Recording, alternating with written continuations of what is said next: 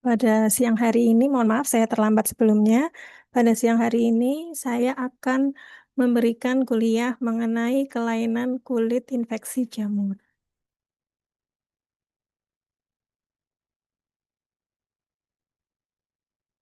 Ini adalah outline kuliah saya pada siang hari ini. Jadi kita akan membahas beberapa penyakit yang disebabkan oleh jamur, terutama yang saya beri garis bawah adalah penyakit-penyakit jamur yang memiliki kompetensi untuk dokter umum umum adalah 4A. Jadi ini untuk adik-adik harus bisa melakukan diagnosis, kemudian melakukan tata laksana secara mandiri. Antara lain penyakitnya adalah pityriasis versicolor, kemudian dermatofitosis yang meliputi beberapa penyakit dengan diagnosis tinea di berbagai lokasi. Kemudian ada tinea unguium, kemudian candidiasis, dan ingrowing tunnel. Sedangkan yang terakhir, actinomycosis itu memang dari namanya seolah-olah adalah infeksi jamur, namun itu sebenarnya adalah infeksi bagian dari infeksi bakteri. Yang pertama adalah mengenai pityriasis versicolor atau kalau kita sebagai beberapa orang awam akan mengenalnya sebagai panu. Jadi, pityriasis versicolor itu merupakan suatu infeksi dari jamur yang golongan Malassezia yang sifatnya superficial. Nah, di antara beberapa spesies dari Malassezia yang paling sering menyebabkan pityriasis versicolor adalah Malassezia globosa. Ada juga jenis spesies Malassezia yang lain yang bisa menyebabkan pityriasis versicolor yaitu Malassezia symphodialis dan Malassezia furfur, di mana biasanya penyakit ini bersifat ringan namun kronis. Nah, infeksi Malassezia ini tercatat meningkat jumlahnya pada daerah-daerah dengan iklim tropis, kemudian pada kondisi keringat yang berlebihan, di mana seringnya terjadi pada usia puncak dari produksi sebum, yaitu biasanya dimulai dari remaja hingga dewasa muda. Nah, untuk predileksinya sendiri sebenarnya adalah predileksi area-area di mana tubuh ini menghasilkan kelenjar sebaseanya menghasilkan keringat dalam jumlah yang cukup banyak. Antara lain adalah daerah badan bagian atas, yaitu leher, dada, punggung, serta lengan atas. Ada pula predileksi yang lebih jarang, bisa ada di lipatan paha, perut, maupun daerah kulit kepala. Dengan faktor predisposisi antara lain adalah lingkungan yang panas, keringat yang berlebihan, kemudian ada riwayat penggunaan obat-obatan, terutama steroid, baik topikal maupun sistemik, kondisi badan atau kondisi kesehatan seseorang, biasanya kondisi-kondisi imunosupresi, serta adanya malnutrisi. Nah, Malassezia sendiri itu sebenarnya merupakan flora normal pada kulit manusia, di mana Malassezia ini bisa menghasilkan asap lemak bebas yang dapat memprovokasi atau mencetuskan terjadinya peradangan pada kulit manusia. Bagian dari Malassezia sendiri itu ada yang bisa berubah menjadi bentuk miselial. Nah, bentuk miselial ini merupakan bentuk yang patogen dan mampu menginvasi stratum corneum. Nah, komponen lipid pada Malassezia itu dilaporkan dapat menginhibisi sel T dari host atau manusia. Lesi Malassezia ini lesi pityriasis versicolor maksud saya, biasanya ini bervariasi. Jadi kita menemukan orang dengan sakit panu itu kita kadang menemukan lesi berupa hipopigmentasi, ada juga lesi berupa hiperpigmentasi. Nah, kalau lesi hipopigmentasi itu terjadinya biasanya pada orang-orang dengan kulit yang gelap, kemudian adanya produksi azelaic acid, serta adanya efek sitotoksik pada melanosit, sehingga jumlah sel-sel melanin ini akan berkurang itu yang menyebabkan terjadi lesinya menjadi hipopigmentasi. Sedangkan untuk lesi hiperpigmentasi biasanya justru dikaitkan dengan peningkatan melanosom dan penebalan dari stratum corneum. Ini adalah gambaran klinis dari pityriasis versicolor, di mana seperti yang saya bilang tadi, akan muncul dalam berbagai warna pada masing-masing individu. Untuk ruamnya biasanya berupa bentuk makula berbatas tegas dan berskuamat tipis, di mana awalnya muncul makulanya ukurannya kecil-kecil, kemudian nanti bisa berkonfluen atau menyatu menjadi sebuah makula yang membesar. Jadi kalau seperti yang gambar B, kita lihat bahwa yang pertama ada makula kecil-kecil, kemudian akan menyatu menjadi sebuah makula atau patch yang meluas. Nah, arti kata versicolor sendiri, lesi kadang bisa berubah. Sebelum putih atau hipopigmentasi, kadang bisa disertai dengan lesi yang berwarna eritema. kemudian menjadi hipopigmentasi, atau pasien datang sudah dalam kondisi hipopigmentasi. Hiperpigmentasi yang gambar C dan yang gambar A ini gambarnya eritematosa. Biasanya ini terjadi reaksi iritasi atau keradangan ringan sehingga akan muncul salmon color skin lesion. Jadi ciri khas dari pityriasis versicolor biasanya resi berupa makula, berbatas tegas, dan ada skuama tipis. Itu adalah tanda kunci dari ruam pityriasis versicolor. Dan biasanya sifatnya asimptomatik, jadi pasien tidak terasa. Keluhan hanya akan tampak jika pasien berkeringat berlebihan, itu pun tidak selalu dan belum tentu keluhan gatalnya berat. Sehingga biasanya pasien akan periksa kepada dokter saat ruam itu sudah meluas di berbagai tempat dan sudah terlihat. Kalau di punggung kan biasanya kita tidak terlihat ya, sehingga pasien jarang memeriksakan dalam kondisi ruamnya masih sedikit. Nah, kemudian untuk pemeriksaan penunjang yang biasanya dilakukan, namun kalau di tempat klinis kita praktek itu belum tentu kita bisa melakukan. Tapi kalau kita ada di tempat yang tersedia alat-alat di bawah ini, maka bisa kita lakukan. Yang pertama adalah pemeriksaan dermoskopi, kemudian pemeriksaan lampu Wood. Nah, kalau untuk pemeriksaan lampu Wood dilakukan di ruang gelap, biasanya akan kita temukan fluoresensi berwarna kuning kehijauan. Kemudian dapat juga kita lakukan pemeriksaan dengan cairan KOH 10%. Nah, untuk KOH 10% ini kita bisa ambil dari skuama tipis. Nah, kalau kita kembali pada lesi di atas, biasanya skuama tipis itu pada seluruh permukaan dari lesi makula ini. Sehingga untuk pengambilan sampel skuamanya bisa menggunakan solasi. Jadi kita tempel solasi pada daerah skuama itu di beberapa tempat, kemudian kita aplikasikan pada objek gelas. Kemudian kita beri KOH 10% dan kita lihat di bawah mikroskop. Gambaran yang kita harapkan akan muncul adalah munculnya hifa pendek dan bentukan yeast atau yang kita kenal dengan gambaran ziti and meatballs appearance. Jadi seperti gambar yang di bawah ini, meatballsnya ini yang bulat-bulat ini merupakan yeast worm, sedangkan ziti ini merupakan gambaran hifa yang pendek. Jadi hifanya tidak panjang, ini hifanya pendek-pendek, sehingga gambarannya city and meatballs appearance.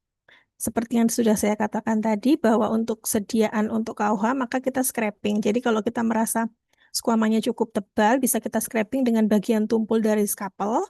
Tapi kalau skuamanya dirasa cukup tipis, bisa kita menggunakan solasi. Ada pula pemeriksaan lainnya seperti kultur dan histopatologi, namun dalam prakteknya sangat jarang dilakukan kecuali memang pemeriksaan-pemeriksaan lain tidak menemukan atau mendukung diagnosis dari pityriasis versicolor.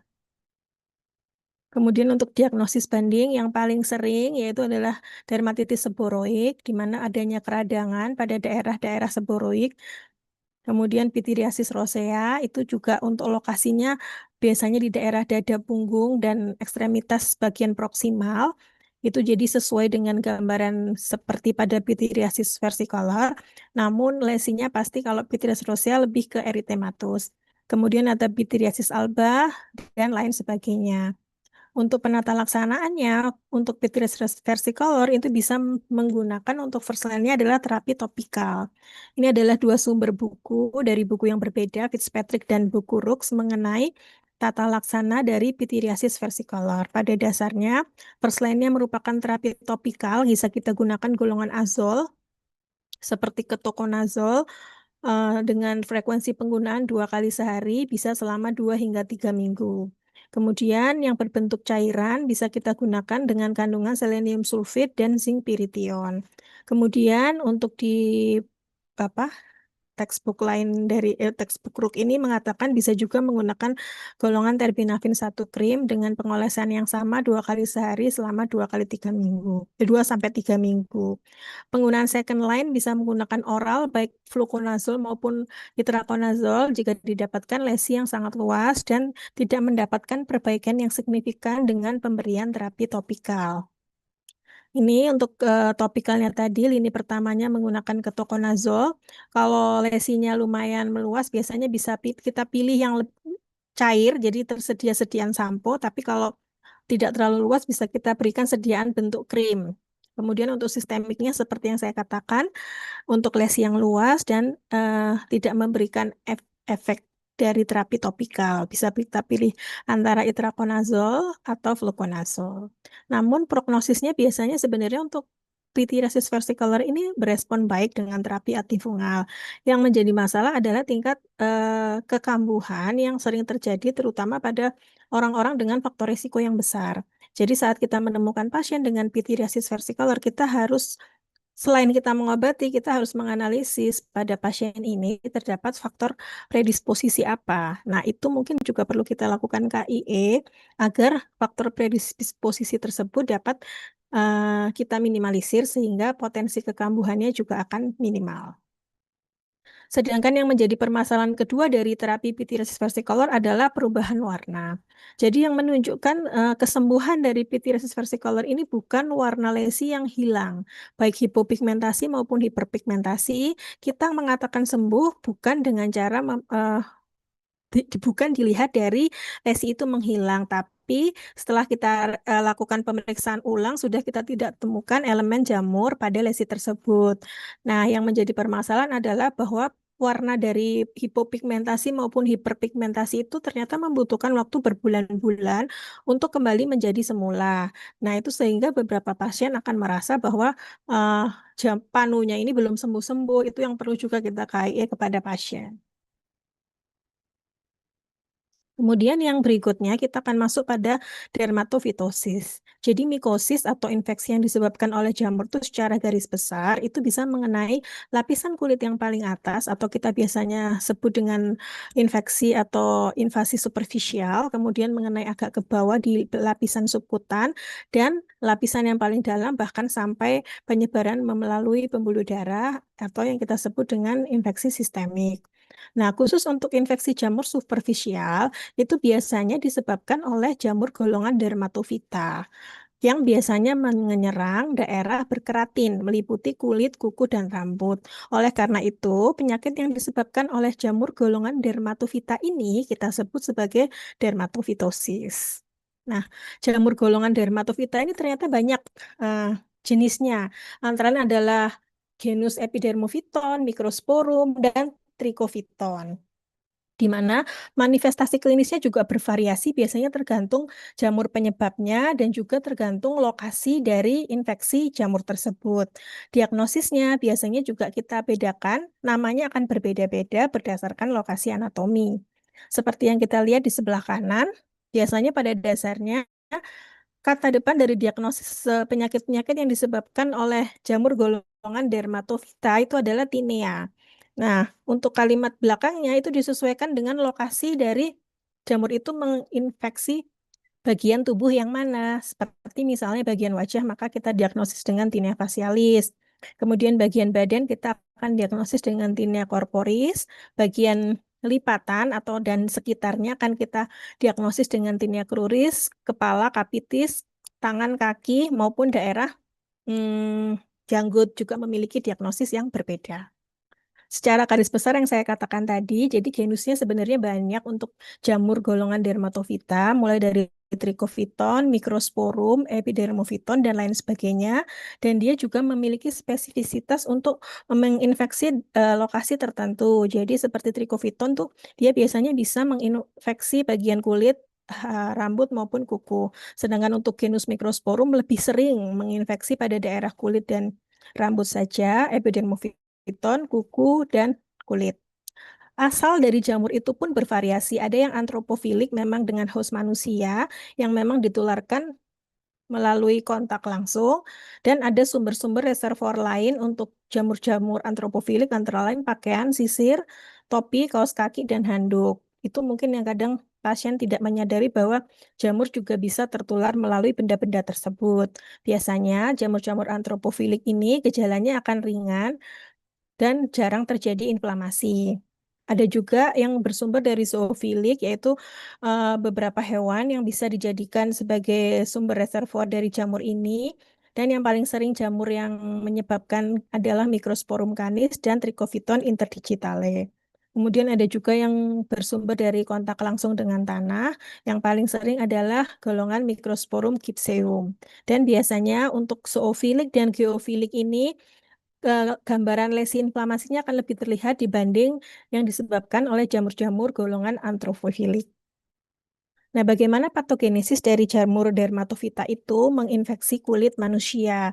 Proses yang pertama terjadi adalah adanya perlekatan. Jadi diawali oleh perlekatan Arthrochonidia. Arthrochonidia itu merupakan spora aseksual dari jamur dermatofita. Jadi ada perlekatan antara bagian Arthrochonidia dengan permukaan keratin melalui adisin. Kemudian setelah proses perlekatan, maka spora tersebut akan memulai tahap germinasi dan mulai melakukan invasi. Di sini ada peran dari pertahanan non-spesifik dari host dari manusia. Kemudian adanya trauma atau adanya perlukaan dan adanya maserasi itu akan semakin memfasilitasi penetrasi dari jamur-jamur dermatofita pada kulit. Ada juga sekresi-sekresi beberapa materi seperti protease, lipase, itu juga dapat memberikan nutrisi untuk jamur. Nah, komponen dari dinding jamur sendiri itu juga ada yang berperan untuk menghambat proliferasi dari keratinosit dan cell-mediated immunity. Kemudian untuk respon imun dari hostnya sangat bervariasi, dimulai dari adanya peran peptida antimikroba, kemudian adanya peran dari keratinosit epidermal, adanya peran dari sel-sel monosit, makrofag, neutrofil, epitel, dan sel endotel. Kemudian adanya peran dari sitokin proinflamasi, serta adanya respon hipersensitivitas tipe lambat. Untuk studi genetik, memang sampai saat ini dugaan adanya mutasi genetik pada toll-like reseptor ini masih belum terbukti. Yang terbukti adalah adanya peningkatan kerentanan untuk infeksi bakteri dan virus, namun untuk infeksi jamur memang belum terbukti.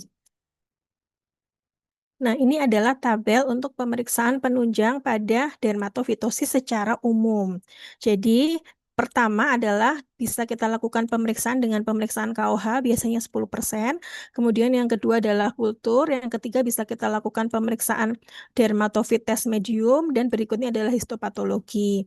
Namun di antara semua ini yang bisa dilakukan di eh, tempat praktek yang ada lab dan memang ada sediaan mikroskop adalah pemeriksaan dengan KOH 10%.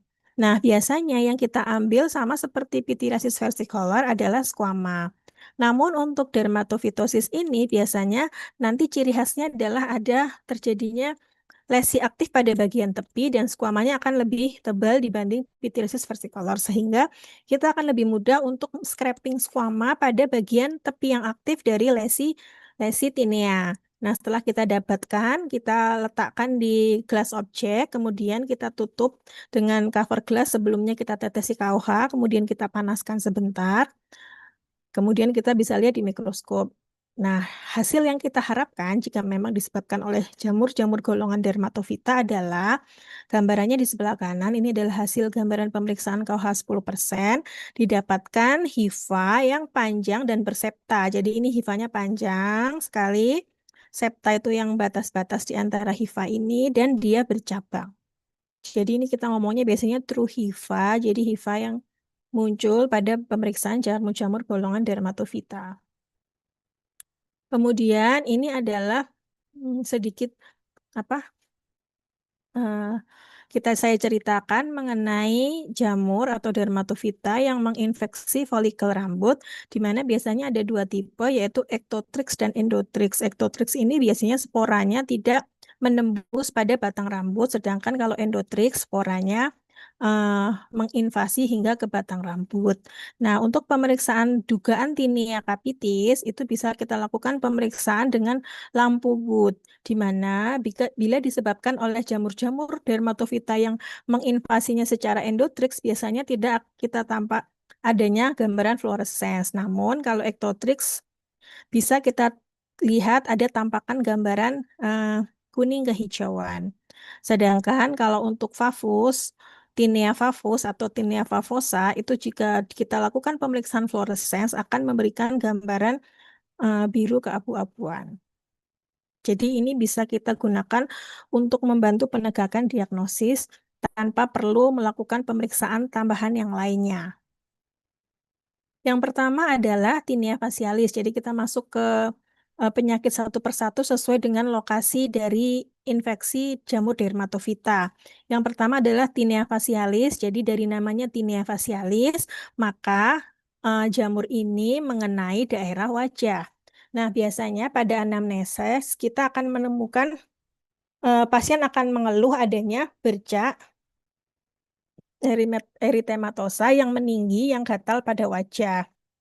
Biasanya bisa berbentuk anular dan tanda yang khas pada infeksi dermatofita atau pada dermatofitosis adalah biasanya lesi akan meninggi pada bagian tepi dan akan terdapat central healing. Jadi itu merupakan suatu kata kunci yang bisa kita evaluasi dalam melihat morfologi pasien-pasien dengan penyakit dermatofitosis.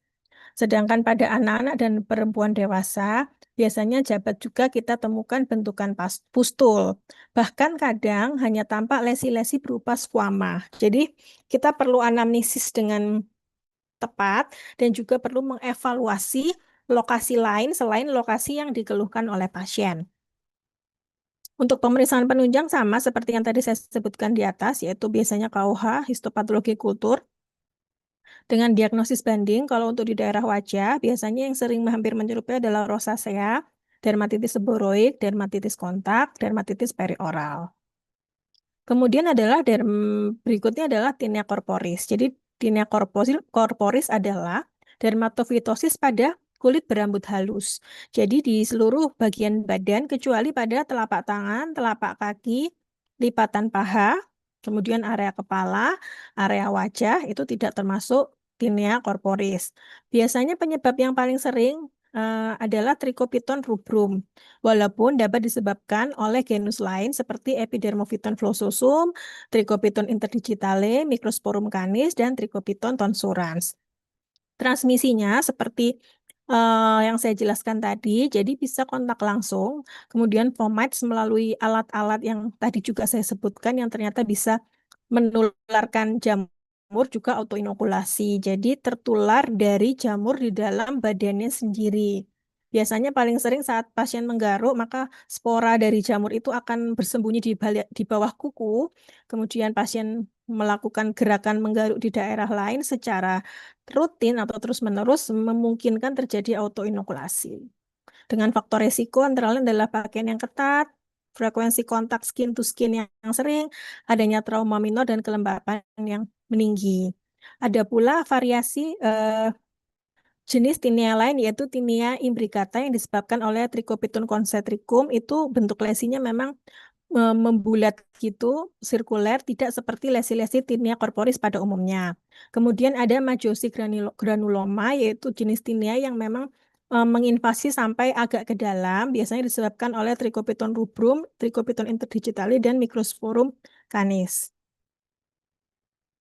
Ini adalah gambaran dari tinea corporis, manifestasi klinisnya.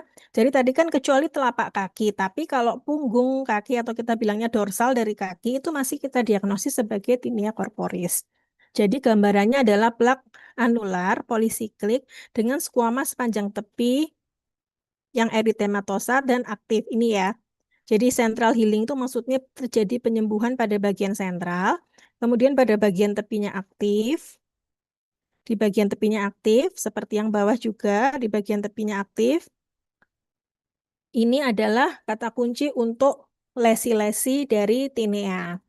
Nah, biasanya gatal, tapi akan sangat memberat bila berkeringat. Nah, kali saya katakan untuk tinea imbricata itu biasanya lingkaran-lingkaran sirkuler atau konsentris yang tersusun seperti susunan genting. Sedangkan Majosi granuloma itu tadi seperti yang saya katakan juga, infeksi superficial dan subkutan. Jadi melibatkan bagian lebih dalam dari folikel rambut. Nah, gambaran yang bawah ini merupakan contoh gambaran dari Majosi granuloma. Dia tidak terlihat spesifik seperti tinea corporis pada umumnya karena dia menyerang pada daerah yang lebih dalam dari folikel rambut. Sehingga gambarannya juga bisa tampak ada nodul-nodul. Maka untuk pasien-pasien seperti ini kita harus melakukan anamnesis secara teliti dan menyeluruh. Untuk diagnosis bandingnya bisa dengan dermatitis numularis, psoriasis, erythema annulara, psoriasis versicolor, terutama untuk lesi-lesi yang visit petrus versicolor yang berwarna eritem ya. Kemudian untuk pemeriksaan penunjang sama seperti penyakit-penyakit yang disebabkan oleh dermatofita yang lain. Dan untuk penata laksanaannya biasanya kita sesuaikan dengan yang pertama adalah lokasi dan kedua adalah luas. Jika dianggap tidak terlalu luas, maka bisa kita berikan antifungal topikal selama 2 sampai 4 minggu. Namun jika kita temukan lesinya luas, mengalami inflamasi, maka bisa kita tambahkan antifungal oral. Berikutnya adalah tinea cruris. Jadi tinea cruris itu adalah suatu dermatofitosis yang menyerang pada area lipatan paha, genitalia, daerah pubis, perineal, dan perianal. Jadi jika lokasi dari infeksi dermatofita itu mengenai daerah-daerah ini, maka diagnosisnya adalah tinea cruris. Dengan etiologi paling sering adalah Trichopiton rubrum dan Epidermophyton flossosum, di mana untuk transmisi dan faktor resikonya adalah sama dengan tinea corporis. Lesinya pun juga gambarannya sama, pelak anular eritematosa berbatas tegas, tepinya meninggi. Namun untuk gambar ini, central healingnya memang tidak terlalu terlihat. Jadi bisa kita evaluasi dari tepi yang meninggi dan saat anamnesis pasti pasien akan mengatakan lesinya akan meluas secara perlahan. Gejala gatal bisa disertai dengan maserasi. Untuk diagnosis banding khusus daerah tinea cruris ini yang paling sering adalah eritrasma, kandidiasis cutis, dermatitis seboroik, dan dermatitis kontak. Kemudian berikutnya adalah tinea capitis. Tinea capitis adalah suatu dermatofitosis yang menyerang area rambut dan kepala. Dan biasanya disebabkan oleh spesies Trichopiton dan Microsporum dengan pengecualian Trichopiton concentricum. Sering sekali terjadi pada anak. Kenapa? Karena pada usia sebelum pubertas biasanya efek fungistatik masih lemah pada usia-usia sebelum pubertas. Nah, gejalanya sebenarnya kalau untuk tinea capitis itu nanti akan ada beberapa gambaran klinis. Biasanya hanya timbul squama, ada rambut rontok, dan ada berbagai respon inflamasi dari berbagai derajat. Nah, infeksi pada rambut terdapat 3 pola sesuai yang saya jelaskan di depan tadi. Jadi ada yang artroconidia atau sporanya berada dalam batang rambut disebut endotrix, kemudian berada pada permukaan batang rambut yaitu ectotrix dan favosa. Di mana biasanya kalau favosa belum tentu kita temukan spesies jamur atau elemen jamur pada rambut yang terinfeksi. Nah, untuk manifestasi klinis dari tinea capitis sendiri dibagi menjadi yang pertama adalah tipe yang non-inflamasi atau tidak mengalami inflamasi. Biasanya kita menyebutnya pada zaman dulu adalah gray patch. Jadi bercak berwarna keabu-abuan. Itu kalau sekarang berbagai buku menyatakannya itu termasuk ke dalam tipe non-inflamasi, di mana paling sering disebabkan oleh Microsporum audoini dan Microsporum ferrugineum, di mana lesinya berupa squama. Karena gambarannya gray patch, maka yang utama yang menonjol adalah squama dengan batas tegas. Jadi rambutnya berwarna abu-abu dan mudah patah di atas permukaan.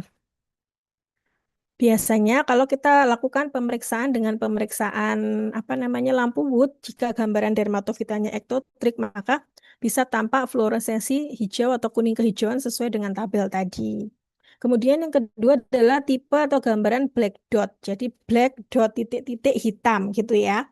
Itu biasanya paling sering disebabkan oleh Trichopiton tonsuran dan Trichopiton violaceum, di mana hasil atau gambaran yang terlihat adalah rambut mudah patah pada permukaan scalp dan rambut-rambut yang mudah patah itu akan menimbulkan titik-titik hitam pada daerah yang alopecia. Jadi kalau kita lihat pada gambar yang bawah itu ada titik-titik hitam ini, itu adalah gambaran black dot. Dan kadang pada beberapa bagian disertai squama yang difus. Kemudian ada tipe inflamasi. Tipe inflamasi ini biasanya kita sebut dengan kerion, paling sering diakibatkan oleh Microsporum canis, Microsporum gypseum, dan Trichopiton verrucosum. Kenapa terjadi inflamasi? Biasanya akibat adanya reaksi hipersensitivitas. Gambaran yang muncul biasanya berupa adanya folikulitis postural hingga furunkel. Atau dalam derajat yang lebih berat yang bawah ini tampak namanya kerion. Jadi inflamasinya yang berat. Nah, inflamasi yang hebat bisa menyebabkan terjadinya alopecia sikatrisial. Nah, gejala yang muncul biasanya ada gatal, tapi tidak hanya gatal, biasanya disertai nyeri dan dapat disertai dengan limfadenopati. Untuk lampu wood-nya tergantung dari dermatofita yang menyebabkan. Untuk diagnosis banding dari tinea capitis antara lain adalah dermatitis seboroik, dermatitis kontak yang paling sering. Pemeriksaan penunjangnya juga hampir sama dengan kasus-kasus dermatofitosis yang lain. Namun untuk kepala kita juga sering memanfaatkan lampu wood selain pemeriksaan KUH. Dan untuk penata laksanaan, khusus untuk tinea capitis, pemberian terapi topikal tidak memberikan efek terapi, sehingga lini pertamanya adalah memberikan antifungal oral, khusus untuk tinea capitis. Berikutnya adalah tinea pavosa. Jadi untuk tinea pavosa adalah infeksi dermatofita yang kronis tapi terjadi pada kulit kepala. Jadi sifatnya adalah kronis. Paling sering disebabkan oleh Trichopeton sconleini. Hal ini jarang terjadi, biasanya berkaitan dengan pasien-pasien malnutrisi dan higienitas yang buruk. Jadi biasanya awal infeksi itu hanya terjadi eritema perifolikuler, kemudian berubah lesinya menjadi papul kuning kemerahan, dan pada stadium berikutnya akan timbul krusta tebal kekuningan. Jadi ini adalah tampak gambaran krusta tebal kekuningan yang dinamakan skutula. Nah, skutula ini dapat berkonfluen dan bisa menyebabkan ada bau-bau khusus atau bau tertentu. Pemeriksaan penunjangnya sama, untuk lampu boot bisa memberikan gambaran fluoresensi biru keabuan. Kemudian tinea barbe adalah dermatofitosis yang utamanya terjadi pada area janggut pada pasien laki-laki. Dengan insidennya akan berkurang jika terdapat perbaikan higienitas pada alat cukur. Jadi biasanya ada yang jarang mengganti alat cukur, kemudian mata pisaunya juga nggak diganti, higienitasnya buruk, itu insidennya pasti akan meningkat. Nah, kemudian prevalensinya akan meningkat juga pada peternak dan petani. Biasanya bisa diakibatkan oleh dermatofita golongan zoofilik dan antropofilik. Untuk zoofilik sendiri, yang paling sering adalah Trichopiton interdigitale dan Trichopiton verrucosum. Nah, ada beberapa tipe dari gambaran tinea barbe. Yang pertama adalah tipe superficial, yaitu paling sering disebabkan oleh golongan antropofilik. Biasanya inflamasinya ringan, hampir menyerupai tinea corporis atau folikulitis bakterial. Jadi kalau kita lihat gambaran di sebelah kanan, memang tampak seperti hanya gambar folikulitis. Maka untuk selain dari anamnesis, untuk membedakan atau untuk menyingkirkan diferensial diagnosis, bisa kita lakukan pemeriksaan gram pada pustul dari folikel tersebut. Nah, untuk tepi yang aktif biasanya bisa timbul papul dan pustul dengan eritema ringan. Jadi kalau kita mau ngambil sediaan, bisa dari sediaan pustulnya. Kemudian berikutnya adalah tipe inflamasi. Tipe inflamasi disebabkan paling sering oleh jamur golongan zoofilik, yaitu Trichopiton interdigitale atau Trichopiton verrucosum. Merupakan bentuk klinis yang paling umum di mana didapatkan plak berkrusta basah dan sekret musur seropurulen. Dan kemudian dapat berkembang menjadi pustul yang akan membesar hingga menyerupai abses, kemudian timbul traktosinus dan alopecia sikatrikal di daerah sini. Nah, untuk diagnosis banding yang paling sering adalah folikulitis bakterial, kemudian acne vulgaris, rosacea, dan dermatitis kontak.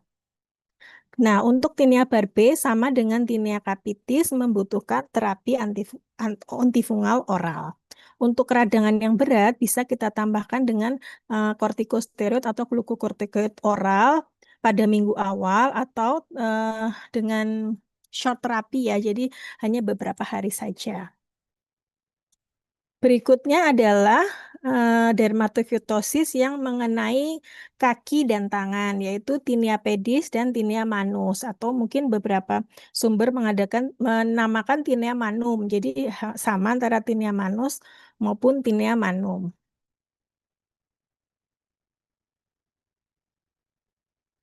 Mohon maaf, saya izin sebentar ya, nanti saya sambung kuliahnya 5 menit lagi ya.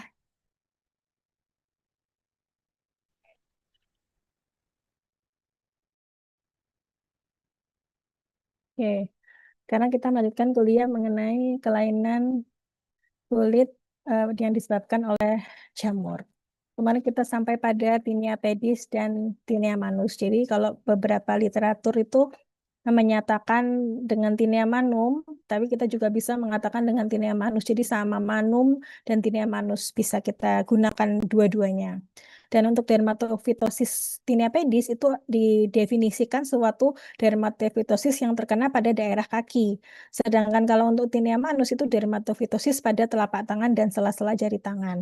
Jadi biasanya kalau terjadi pada bagian dorsum dari kaki dan juga dari tangan itu kita anggap sebagai tinea corporis. Tapi kalau kita temukan dermatofitosis pada telapak kaki yang kemudian menyebar pada bagian medial lateral dan dorsum dari kaki, maka bisa kita masukkan pada tinea pedis. Etiologinya paling banyak adalah Etiologi paling banyak adalah karena Trichopiton rubrum. Dengan transmisinya kontak langsung dengan manusia, hewan ataupun tanah.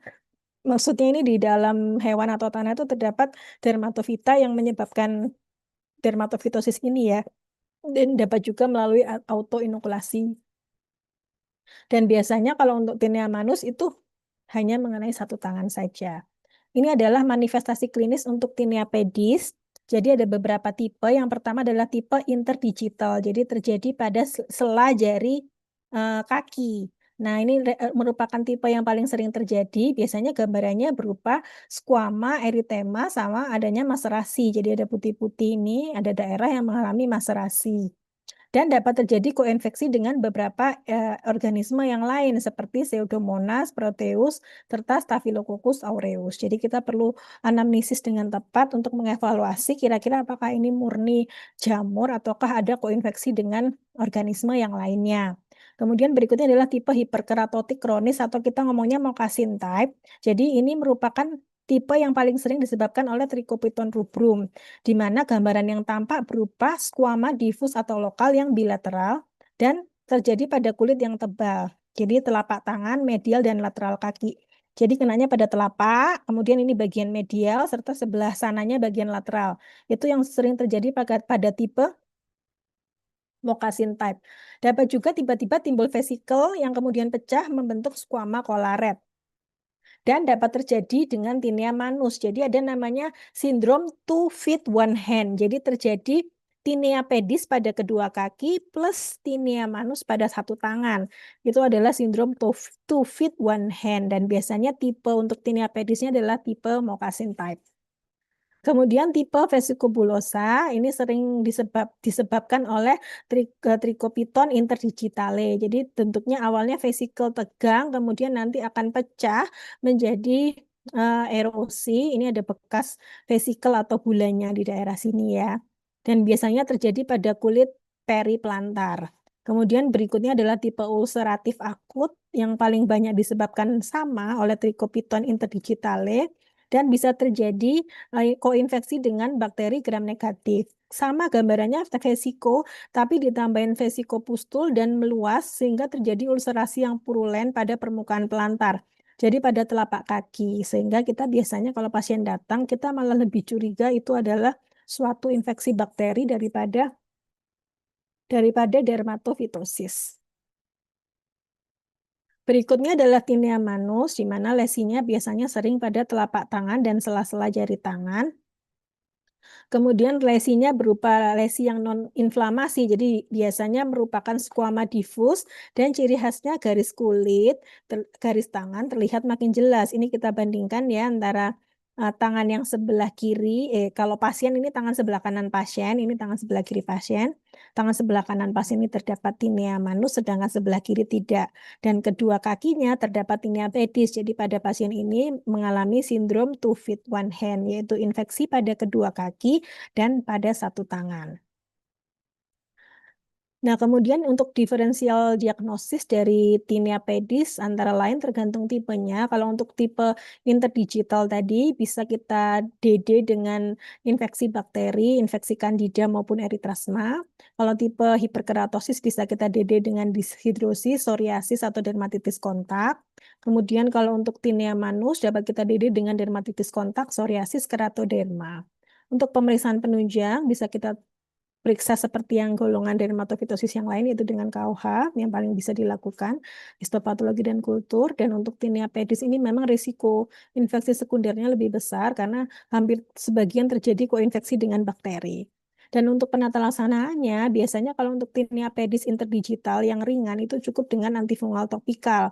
Sedangkan untuk tipe tinea pedis yang vesicobullosa, selain pemberian apa namanya antifungal oral, perlu ditambahkan glukokortikoid short treatment aja, short terapi sebentar untuk mengurangi keradangan. Dan jika kita memang mencurigai adanya koinfeksi dengan bakteri, bisa kita tambahkan dengan pemberian antibiotik oral maupun topikal disesuaikan dengan jenis lesinya. Nah, ini untuk pemilihan dari penata laksanaan dermatofitosis secara umum. Jadi untuk non-medikamentosanya kita perlu menghindari dan mengeliminasi agen yang kira-kira penyebab menjadi faktor predisposisinya, mencegah penularan dan perlu kita edukasi. Dan ini adalah pilihan terapi untuk berbagai jenis tinea yang ada atau disebabkan oleh jamur-jamur golongan dermatofita. Jadi untuk catatan khusus untuk Tinea capitis dan Tinea barbae itu requires systemic treatment. Jadi mereka membutuhkan antifungal oral. Sehingga fungsi dari treatment topikal itu hanya sebagai adjuvan. Ini yang perlu menjadi catatan penting. Sedangkan untuk Tinea corporis, cruris, pedis, manum ini masih bisa mempunyai tempat treatment-treatment terapi topikal. Nah, untuk oral antifungal yang biasanya digunakan bisa golongan fluconazole, itraconazole maupun terbinafin sesuai dengan dosis yang sudah tertulis. Sedangkan obat-obatan yang bisa digunakan untuk anak-anak itu adalah golongan ini. Jadi terbinafin, itraconazole itu bisa digunakan dan gresofulvin itu bisa digunakan untuk anak-anak. Nah, ini adalah penjelasan lebih rinci lagi mengenai berbagai antifungal oral. Ini hanya untuk tambahan-tambahan saja untuk dibaca. Sedangkan ini adalah untuk topikal antifungal. Jadi ada berbagai golongan, namun yang bisa kita temukan di sini atau di apotik antara lain adalah ini golongan clotrimazole. Jadi termasuk kelas imidazole dengan nama generiknya adalah clotrimazole itu ada tersedia. Kemudian ketoconazole dan miconazole serta terbinafin. Jadi ini merupakan topikal antifungal yang banyak tersedia di apotek dan bisa digunakan. Kemudian untuk dermatofitosis ini ada tambahan reaksi IT. Apa itu reaksi IT? Jadi reaksi IT itu adalah suatu reaksi inflamasi yang terjadi pada 4 hingga 5% pasien dermatofitosis pada tempat yang jauh dari infeksi primernya. Jadi misalnya dia ada suatu tinea cruris, kemudian ditemukan juga reaksi inflamasi misalnya pada daerah lengan tangan. Nah, biasanya dan bentuknya tidak seperti tinea. Nah, itu ternyata didapatkan reaksi I dengan patogenesis yang belum jelas berkaitan mungkin dengan hipersensitivitas tipe lambat terhadap trikopiton.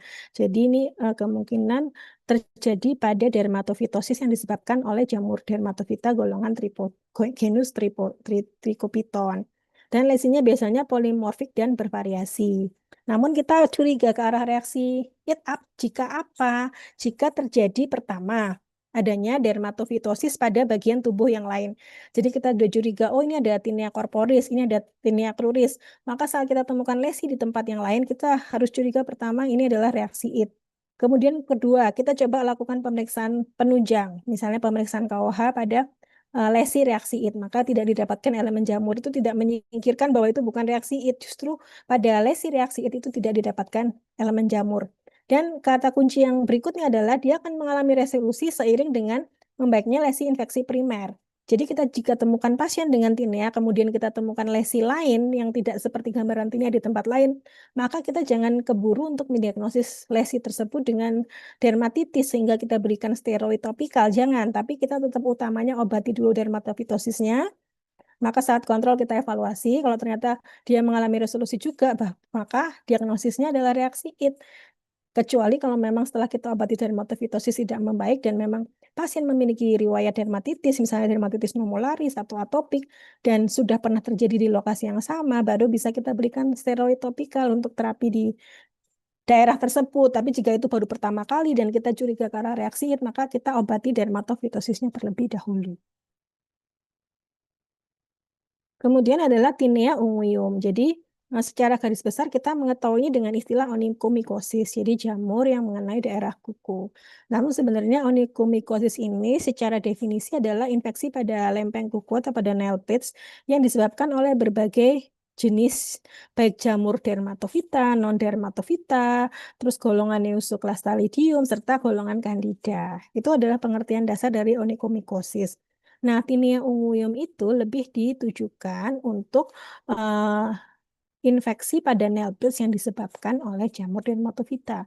Jadi kalau memang dia terbukti disebabkan oleh jamur dermatofita, maka diagnosisnya adalah masuk Tinea unguium. Tapi kalau memang mau dimaksudkan diagnosis onychomycosis, sebenarnya juga tidak apa-apa karena itu payung besarnya, istilahnya seperti itu. Nah, dermatitis dermatofita yang penyebab terbanyak dari Tinea unguium adalah Trichopiton rubrum dan Trichopiton interdigitale dengan prevalensi di Eropa sekitar 6 sampai 25%. Dapat mengenai kuku tangan maupun kuku kaki. Dan biasanya dermatofitosis pada kuku ini bisa dimulai dari adanya tinea yang mendahului karena penyebab dermatofitanya kan sama. Jadi dimulai dari tinea pedis yang kemudian menginfeksi dari nail bed sehingga terjadilah tinea unguium juga. Nah, di sebelah kanan ini adalah tabel main patterns dari penyebab onychomycosis yang seperti saya katakan. Jadi sebenarnya penyebab onychomycosis itu banyak, tapi yang kita bahas di tinea unguium adalah yang disebabkan oleh jamur-jamur golongan dermatofita. Nah, untuk manifestasi klinisnya sebagian besar ya seperti yang kalau di textbook maka kita masuknya ke bab onychomycosis. Jadi ada tipe subungual distolateral. Nah, namanya sendiri dari distolateral, maka lesinya berada pada tepi distal. Jadi pada bagian distal. Ini pada bagian distal biasanya warnanya keruh berwarna coklat kekuningan. Kemudian ada tipe subungual proksimal, maka lesinya berada pada bagian proksimal dari kuku dengan kuku berwarna putih coklat muda. Ya, jadi ini pada bagian proksimal, kalau ini pada bagian distal. Kemudian ada yang namanya superficial putih atau WSO. Itu yang muncul merupakan patch putih kekuningan yang berbatas tegas pada permukaan jari kaki. Ini sering disebabkan oleh Trichopiton interdigitale, tapi dapat juga disebabkan oleh Candida. Kemudian ada total dystrophic, itu berarti kukunya sudah mengalami kehancuran, bisa terjadi proses primer, disebabkan oleh kandidiasis mukokutan kronik, dan sekunder itu merupakan kondisi lebih lanjut dari bentuk onychomycosis sebelumnya yang akhirnya mengalami perjalanan menjadi total dystrophic. Untuk diagnosis bandingnya bisa dengan psoriasis. Jadi pada psoriasis biasanya kita temukan juga kelainan pada kuku. Nah, itu bisa kita DD dengan tinea unguium, namun kita perlu perhatikan lesi kulit di tempat lain. Kalau psoriasis, maka kita juga temukan lesi-lesi psoriasis di daerah kulit yang lainnya. Kemudian untuk tata laksananya, kita harus menjaga higienitas kuku dan menghilangkan faktor predisposisi pada masing-masing pasien.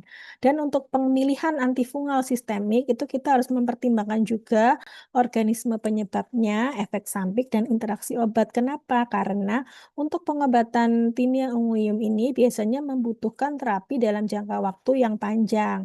Ini yang dari tabel kita lihat onychomycosis, maka pemilihan terapi-terapi oralnya itu biasanya membutuhkan waktu 3 bulan sampai 12 bulan tergantung dia mengenai kuku tangan atau kuku kaki. Nah, biasanya tingkat keberhasilannya paling tinggi bila menggunakan kombinasi terapi antara sistemik dan topikal. Untuk pilihan topikalnya biasanya bisa menggunakan siklopirox yang berupa bentukan kuteks dan tersedia juga di apotek, itu bisa kita berikan untuk sebagai kombinasi dengan terapi oral.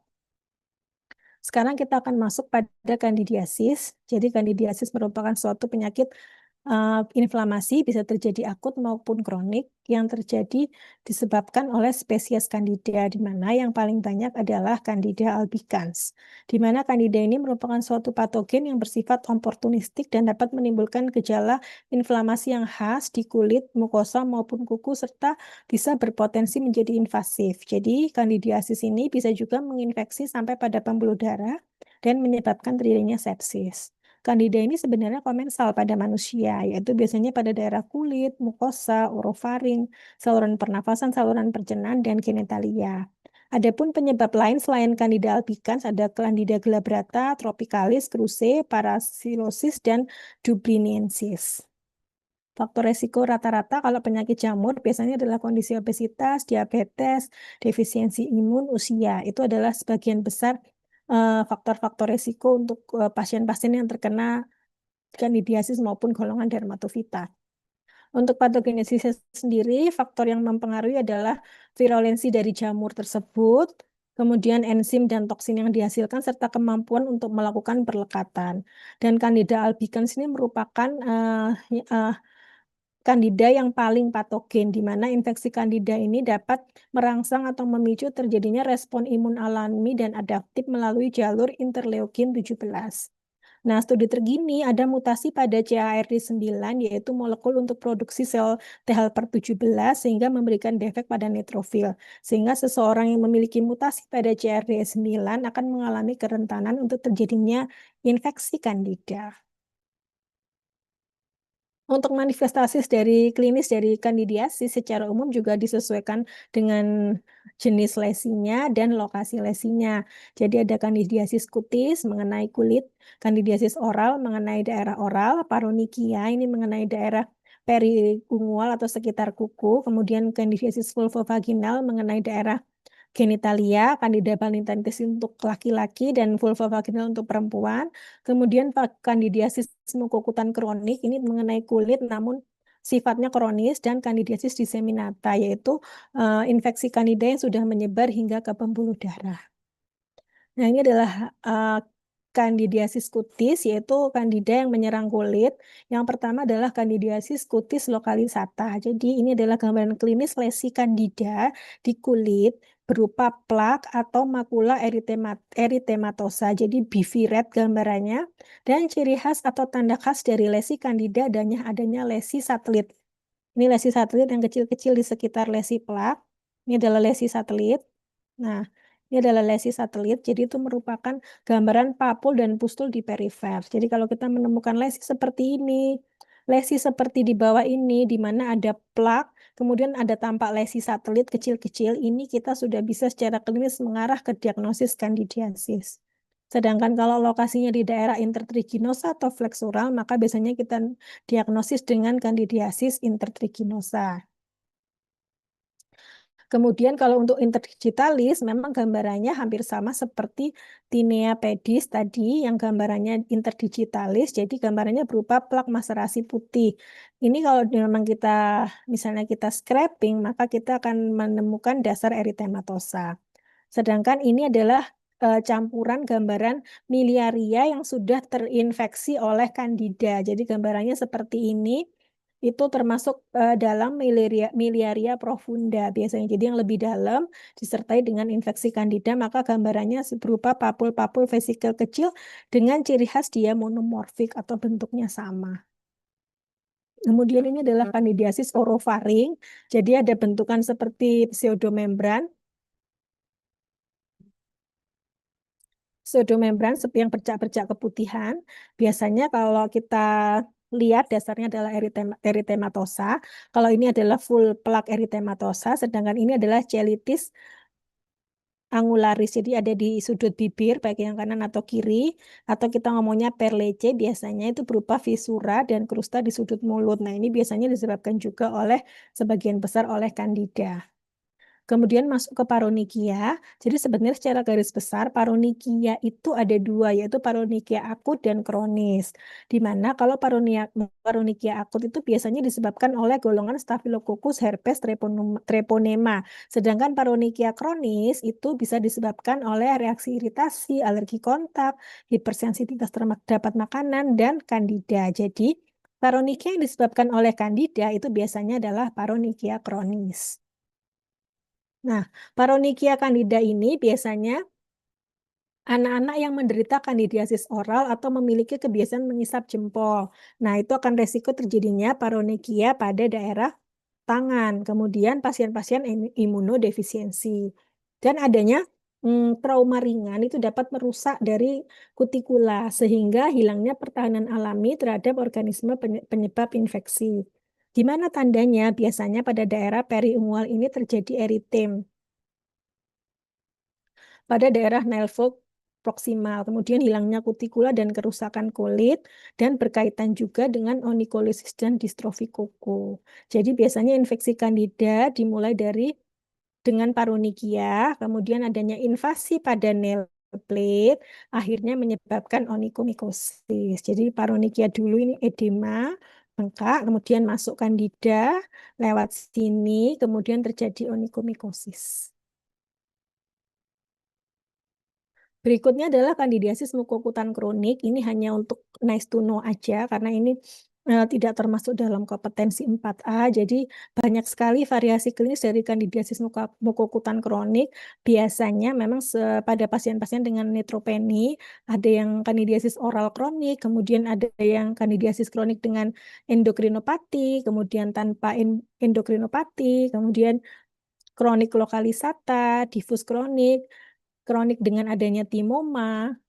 Ini merupakan variasi klinis dari kandidiasis mukokutan kronik. Untuk diagnosis dari kandidiasis itu hampir sama dengan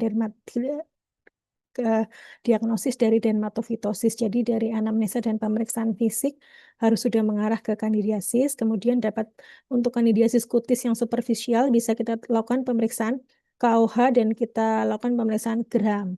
Nah, perbedaannya apa? Kalau pada dermatofitosis kita temukan hifa yang panjang, bersepta dan bercabang. Kalau pada kandidiasis kita menemukan pseudohifa. Jadi hifanya panjang tapi tidak bersepta, tidak ada septanya, dan disertai yeast. Budding yeast itu yang ini. Yang bulat-bulat ini adalah budding yeast. Jadi kita menemukan budding yeast dan pseudohifa. Ini adalah diagnosis dari kandidiasis. Namun jika kandidiasisnya ini mulai ke daerah profunda atau yang mukokutan kronik atau yang onikomikosis, itu bisa kita tambahkan diagnosis tambahan mungkin seperti kultur. Nah, ini kalau kandidiasis mukokutan biasanya pada pengecatan growths metenamin, silver dan pas perlu tambahannya. Sedangkan kandidemia itu tentu saja kita juga harus melakukan pemeriksaan kultur pada darah. Nah, ini diagnosis banding dari berbagai jenis kandidiasis kutis. Jadi untuk kandidiasis kutis yang di kulit itu bisa kita DD dengan dermatitis seboroik, kemudian tinea corporis, impetigo, erythrasma.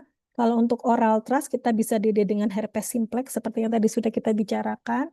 Kalau untuk paronychia dan onychomycosis itu kita bisa DD dengan tinea unguium atau paronychia yang disebabkan oleh bakteri. Dan juga DD untuk kandidiasis disseminata. Tentu saja bisa kita DD dengan sepsis yang disebabkan oleh bakteri. Biasanya dari pemeriksaan laboratorium dan dari anamnesa serta pemeriksaan penunjang lainnya bisa kita curigai ke arah mana. Pada dasarnya kalau kandidiasis kutis yang superficial secara umum prognosisnya baik, ada resiko relapse jika kepatuhan obatnya buruk. Tapi kalau kandidiasis disseminata itu biasanya memang perlu kita kaitkan dengan morbiditas dan mortalitas yang meningkat. Ini adalah pilihan terapi untuk kandidiasis kulit, paronychia, dan onikomikosis yang disebabkan oleh Candida, di mana untuk first line dari kandidiasis kutis kulit adalah menggunakan terapi-terapi topikal, dengan second line-nya adalah terapi oral dengan fluconazole. Sedangkan untuk paronychia, itu bisa kita gunakan untuk pertama KIE untuk jenis pekerjaannya, apakah sering berada pada lingkungan yang basah atau lembab. Kemudian untuk paronychia ini memang sering terjadi prosesnya tidak hanya murni karena kandida, jadi bisa saja juga ada gabungan antara reaksi iritasi, ada gabungan antara infeksi bakteri, maka untuk terapi topikalnya juga kadang kita berikan topikal steroid, tapi tidak jangka panjang. Dan untuk onikomikosis, maka first line-nya adalah sudah menggunakan terapi oral. Nah, ini untuk kandidiasis kutis tadi sudah dijelaskan terapi topikal, pilihan untuk golongan imidazol bisa ketoconazole, clotrimazole, miconazole, ini 3 obat yang memang sudah tersedia. Dan untuk kasus berat bisa menggunakan antifungal oral, contohnya adalah fluconazole 150 mg per minggu selama 2-4 minggu. Kemudian kalau onikomikosis kita langsung terapi dengan terapi oral, dan untuk paronychia tadi untuk masalah pekerjaannya, dan selain terapi dengan terapi Candida bisa kita tambahkan terapi dengan kortikosteroid. Sedangkan untuk kandidiasis mukokutan kronik bisa kita terapi dengan imidazol langsung oral, dan kemudian adanya terjadi peningkatan resistensi pada beberapa obat seperti echinocandin, amphotericin, dan flucytosine. Berikutnya adalah ingrowing tunnel. Jadi ingrowing tunnel itu bisa disebut juga dengan onychocryptosis atau Unguius incarnatus dan retronychia. Jadi kita katakan ingrowing tunnel itu adalah jika terjadi penumbuhan nail plate yang menusuk pada daerah kulit periungual sehingga menyebabkan terjadinya peradangan dan infeksi. Nah, kuku yang sering terkena itu biasanya ibu jari kaki dan tipenya yang paling sering terkena adalah tipe distal dan lateral. Prevalensi tertinggi biasanya pada dewasa, itu pada remaja itu laki-laki paling banyak dan usia sekitar 50 tahun pada perempuan. Jika tidak diterapi, maka bisa menimbulkan rasa nyeri, perasaan tidak nyaman, mengganggu aktivitas dan mempengaruhi kualitas hidup. Jadi, etiologi dari ingrowing nail ini yang pertama, terdapat perbedaan antara nail plate-nya ini terlalu lebar, sedangkan tempat nail lempeng kuku ini terlalu sempit sehingga dia butuh tempat tumbuh ke tempat sekitarnya. Itulah yang menyebabkan dia menekan kulit di daerah sekitar kuku. Kemudian yang kedua berhubungan dengan kebiasaan penggunaan sepatu yang mungkin biasanya terlalu sempit atau pemotongan kuku yang tidak tepat sehingga kesempatan kuku itu saat tumbuh spikulanya dapat menembus bagian distal dari sulcus kuku. Kemudian ada etiologi lainnya yang dikaitkan dengan ingrowing tunnel seperti kaos kaki yang ketat, adanya trauma, obat-obatan tertentu. Kemudian ada etiologi yang mengenai anatomi dan bentuk kuku yang masih diperdebatkan.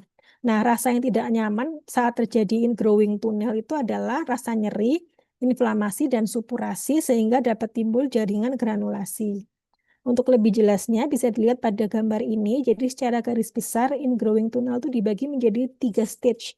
Stage yang pertama itu hanya nyeri, eritema, dan edema saja. Masuk ke stage yang kedua mulai ada drainase. Jadi ada cairan eksudat baik yang sifatnya seropurulen dan terjadinya ulcerasi. Jadi yang gambar yang paling atas ini masuk ke stage 2, ini mulai terjadi adanya seropulsen dan timbul adanya ulcerasi.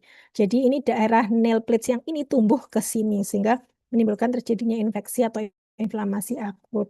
Pada stage 3 maka mulai terbentuk jaringan granulasi. Ini di daerah sini mulai terbentuk jaringan granulasi, edemanya semakin besar, discharge-nya juga semakin banyak.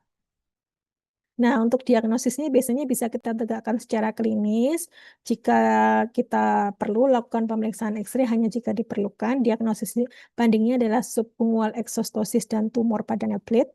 Komplikasinya tentu saja karena ada penekanan, kemudian ada ulkus, resiko masuknya organisme lain, jadi ada resiko terjadi infeksi sekunder serta paronikia. Untuk prognosisnya, biasanya rekurensi dapat terjadi dengan semua prosedur pengobatan. Penyebab rekurensinya paling sering adalah karena matrisektominya tidak komplit atau prosedur tindakannya tidak komplit dan tumbuhnya spikula pada atau bagian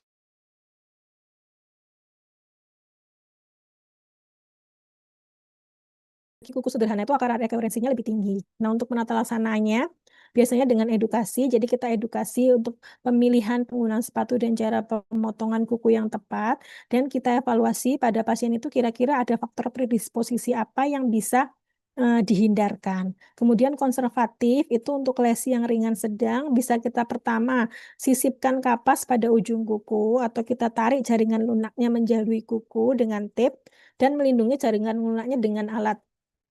Ini bisa membuat atau mencegah terjadinya ingrowing nail. Namun jika udah pada stadium sedang dan berat, maka bisa kita pertimbangkan untuk terapi bedah.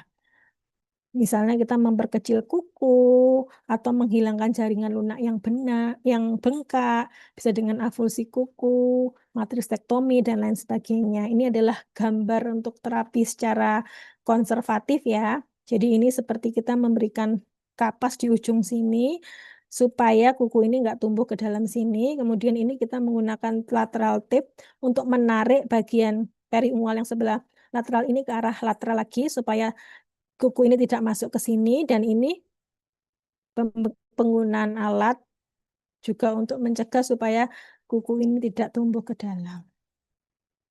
Yang terakhir adalah actinomycosis. Jadi sebenarnya ini juga bukan termasuk infeksi jamur. Jadi actinomycosis itu karena namanya mikosis, maka orang-orang mungkin mengira bahwa ini bagian dari infeksi jamur. Padahal sebenarnya ini adalah infeksi dari bakteri, yaitu infeksi spesies dari Actinomyces endogene yang bersifat kronis dan progresif. Bakteri dengan ciri khas pada lesinya mengeluarkan grain. Grain itu semacam kumpulan dari partikel-partikel bakteri atau agen penyebab yang bersatu dengan sel-sel kulit munculnya di permukaan, sehingga nanti bisa kita diri dengan beberapa penyakit yang juga bisa disebabkan oleh jamur. Penyebab paling sering adalah Actinomyces isra Israeli ya, yang terdistribusi di seluruh dunia, lebih sering pada laki-laki. Ini penyebab organismenya itu golongan Actinomycetes, dan sebagian besar kasusnya ternyata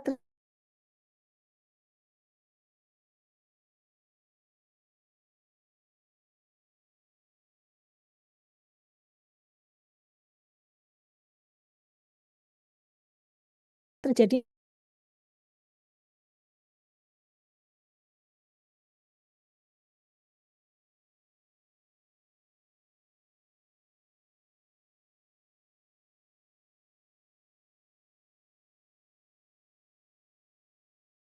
ya. Portal of entry-nya terletak di dalam jaringan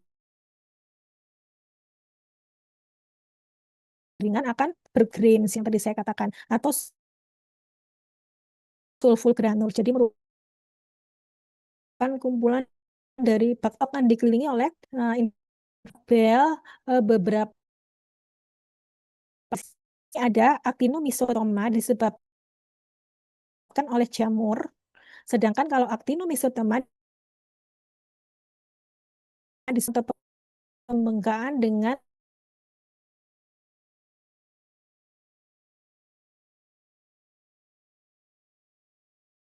adalah di daerah kaki. Sedangkan untuk actinomycosis dan actinomycetoma itu bisa juga terjadi di ekstremitas lain. Kalau bahkan actinomycosis maka bisa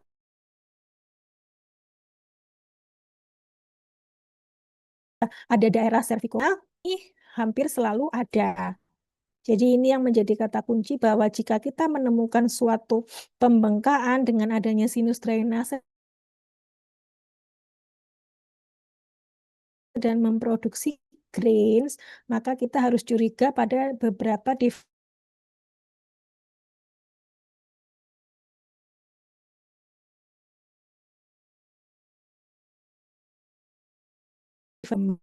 dan ilmu. Bukan satu dari tiga tanda, yaitu pertama adalah suatu massa yang terlihat adanya infiltrat inflamasi pada daerah kutis dan subkutis. Kemudian ini kata kunci kedua, terbentuk sinus dan drainase. Kemudian kambuh-kambuhan atau refraktor setelah terapi jangka pendek antibiotik. Ini adalah gambaran klinis secara singkat untuk actinomycosis cervicofascial. Nah, ini gambarannya. Jadi suatu benjolan ya, yang di sini belum kelihatan adanya sinus drainase, jadi sebagai massa yang solid, namun di sini bisa kita lihat ini mulai tampak adanya drainase sinus. Nah, ini juga tampak adanya sinus drainase di sini, ini daerah actinomycosis thorax. Ada juga actinomycosis di daerah pelvis dan non-kutan. Nah, kemudian untuk diagnosisnya biasanya kita harus didasarkan pada isolasi klinis spesies Actinomyces. Jadi memang kita perlu melakukan pemeriksaan langsung dari bahan drainasenya atau dari grainsnya. Untuk pengecatan gram nanti akan kita ketemukan Filamentus actinomyces. Jika perlu kita lakukan kultur dan kita lakukan biopsi. Pada pemeriksaan patologi akan ditemukan gambaran Splendor Hopley fenomena. Dan jika kita curiga itu sampai menembus bagian kulit yang lebih dalam, bisa kita lakukan pemeriksaan CT scan dan MRI. Nah, ini adalah untuk penata laksanaannya secara garis besar karena ini infeksi bakteri, jadi ditangani dengan antibiotik dosis tinggi yaitu golongan penisilin G. Untuk prognosisnya sendiri, faktor resiko kambuh dan kematiannya biasanya durasi lebih dari 2 bulan, tidak adanya terapi antibiotik atau pembedahan dan terapi aspirasi jarum daripada drainase terbuka itu akan menyebabkan seseorang resiko kambuhnya akan lebih besar. Baik, terima kasih. Sekian kuliah saya mengenai infeksi jamur. Karena ini sudah jam setengah 5, jadi saya rasa sudah terlalu sore.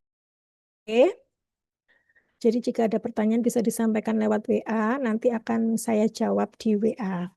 Kemudian untuk kepentingan ujian, yang kata kunci yang penting adalah gambaran klinis dari masing-masing penyakit, kemudian pemeriksaan penunjang yang penting-penting saja, serta tata laksana.